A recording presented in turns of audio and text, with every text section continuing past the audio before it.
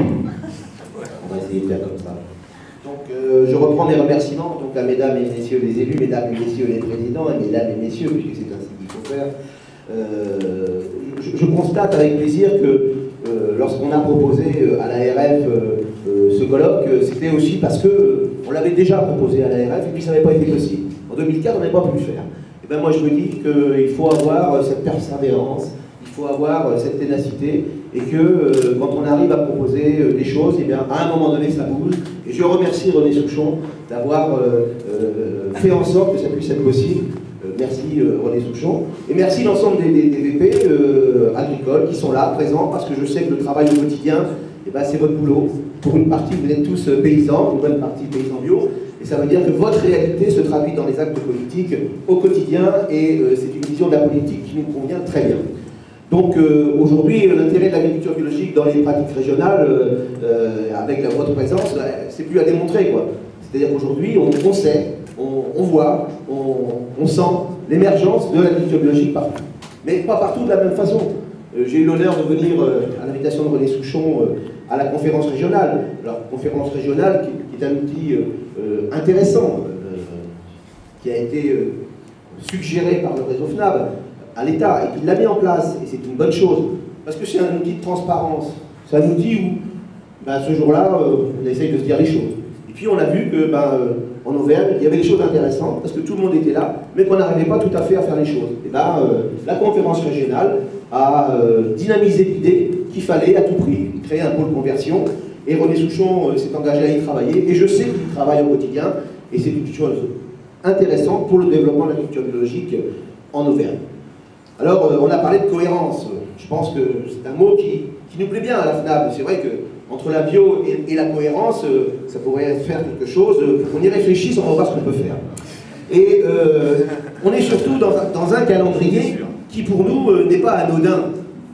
On sait très bien, et vous le savez tous, vous qui avez des responsabilités électorales, que l'année prochaine, on aura des élections, qu'on aura des élections présidentielles, qu'on aura des élections législatives, qu'on aura aussi des sénatoriales, mais c'est vrai que l'influence est un peu différente, et puis que pour nous, professionnels de l'agriculture, nous aurons en janvier 2013 des élections professionnelles. Donc, nous, ce qu'on dit aujourd'hui, c'est que cette agriculture biologique que l'on porte, pour certains depuis très longtemps, et avec cette force de conviction qui fait qu'elle a pu continuer à exister, malgré que, comme le disait M. Robillard, en Bourgogne, il a fallu récupérer des structures de collecte de viande. Oui, mais c'est parce que les paysans bio, quand ils ont commencé à vouloir vendre de la viande, ça n'intéressait personne. Aucun des groupements de collecte ne voulait s'occuper de la viande. Alors on les a laissés dans leur marasme, dans leur petite économie, où il n'y a pas d'économie, dans leur petite structure où il n'y a pas d'économie d'échelle. Et quand ça allait mal, on leur a dit, on va vous récupérer, on va vous aider. Donc la vision présentée est une vision, c'est à mon avis partielle, et surtout qui ne donne pas la réalité du développement de l'agriculture biologique.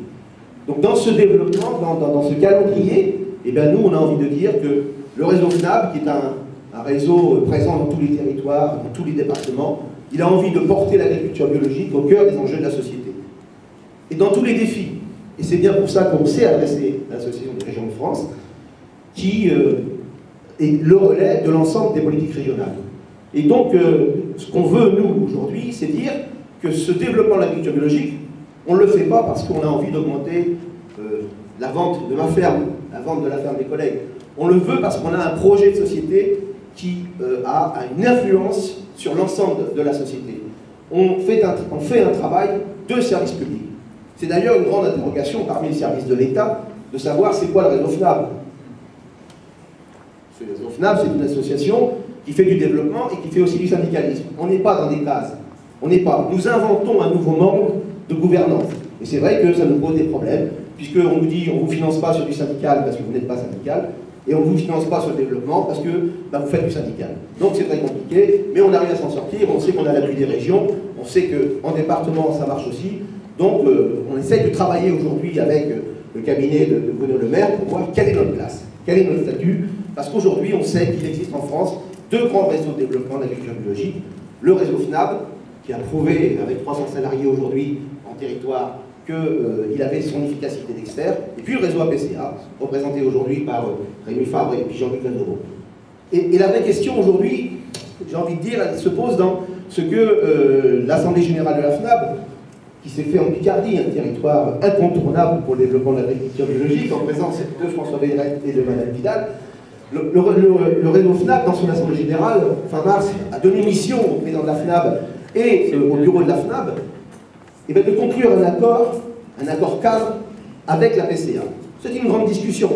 Aujourd'hui, je te transmets la demande de Jean-Louis, il faut que tu vois avec Guy Vasseur et le bureau de la PCA comment on pourrait construire un accord cadre général qui dit aujourd'hui que le développement de la bio est tellement essentiel pour le développement de l'agriculture de demain qu'il faut que les deux principaux réseaux de développement de l'agriculture aujourd'hui soient en accord, en harmonie. Alors on connaît l'accord que tu as cité, qui est une convention entre la PCA et le ministère de l'Agriculture, dans lequel la PCA s'engage à avoir 0,5 ETP par département.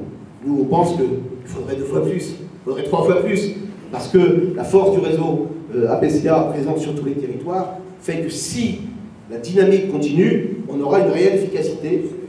Et c'est aussi pour ça que nous avons mis en place les pôles conversion, parce qu'on sait que lorsqu'on est plusieurs autour de la table, les réseaux FNAB et les réseaux APCA sortent de cette guerre, une guerre historique, dogmatique, quelquefois politique ou simplement humaine et relationnelle, et parlent enfin de vrais projets qui sont des développements pour l'agriculture. Nous sommes persuadés que personne ne réussira tout seul le développement de l'agriculture biologique. On a donc mis au point ces outils, et aujourd'hui, chacun doit pouvoir, à sa place, faire son travail pour avoir une crédibilité dans l'ensemble des actions. Le but de ce colloque, c'était aussi de sortir du jeu des postures. Posture, ça paralyse toujours la dynamique de l'action publique. Nous sommes pour un jeu de transparence. Il faut sortir des postures. État, région. En gros, vous faites pas ci, vous faites pas ça, c'est de l'argent qui vient d'où, et si vous faites ci, moi je fais ça. Et nous, on subit quelquefois, en région, ce combat de chef, ce combat de pouvoir, qui se comprend dans la vie politique française, mais qui est paralysant. Et puis ce jeu de posture entre le réseau FNAB et le réseau APCA. Je pense que nous, on se comprend, nous, on se parle. Il y a des endroits où ça se fâche, des endroits où ça se dispute, et il faut à tout prix en sortir. C'est bien parce que nous portons ce projet global pour le développement de la bio qu'on a identifié un certain nombre d'actions pour lesquelles, Monsieur le Président, nous allons avoir besoin des conseillers régionaux, des élus, dans leurs décisions. Benoît Biteau ne l'a pas dit tout à l'heure, mais parce que je connais un peu sa pudeur, mais malgré sa faconde. Hein. Mais c'est bien parce que Ségolène Royal, présidente de région, choisit en 2004 de dire au champ d'agriculture, vous n'aurez plus un centime sur la bio en Poitou-Charentes parce que vous n'avez rien fait, que derrière, on arrive à discuter et à écrire des conventions. C'est bien parce qu'à un moment donné, il y a une décision politique qui se fait dans le respect de l'engagement pris dans un programme électoral et que ça se traduit dans les textes, que les décisions arrivent à obliger les gens qui sont censés agir sur le terrain à travailler ensemble. Et nous savons, nous, qu'aujourd'hui, les outils existent. On a parlé du pôle conversion, c'est indispensable aujourd'hui.